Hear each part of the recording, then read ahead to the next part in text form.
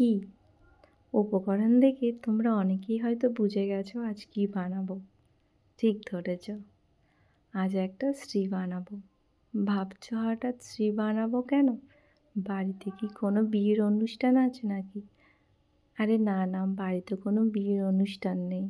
আজ বাড়িতে কার্তিক পূজা, তাই বাড়ির অনেকেই বললো একটা শ্রী বানাতে হবে।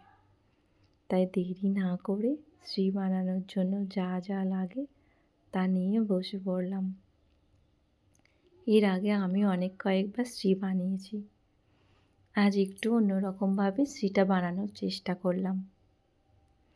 তোমরা অনেকেই জানো প্রায় প্রত্যেক পুজোতেই শ্রী লাগে। দুর্গা পূজা থেকে কালী পূজা, এমনকি বিয়ের অনুষ্ঠানেও শ্রী লাগে। শ্রী হচ্ছে লক্ষ্মীর প্রতীক।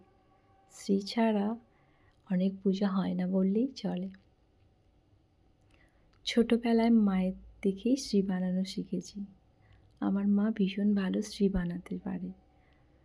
ছোটোবেলায় মাকে দেখতাম খুব সুন্দর শ্রী বানাতে, তাই পাড়ার কোনো কালী পূজা, দুর্গা পূজা কিংবা বাড়িতে কারো বিয়ের অনুষ্ঠান হলে মায়ের কাছে শ্রী বানাতে দিয়ে যেত। আর সেই শ্রী বানানো হয়ে গেলে সবাই বাজনা বাজিয়ে নাচতে নাচতে বরণ করে সেই শ্রী নিয়ে যেত। দেখে খুব ভালো লাগতো। দেখো, তোমাদের সাথে গল্প করতে করতে আমার শ্রীটা প্রায় হয়ে এসেছে।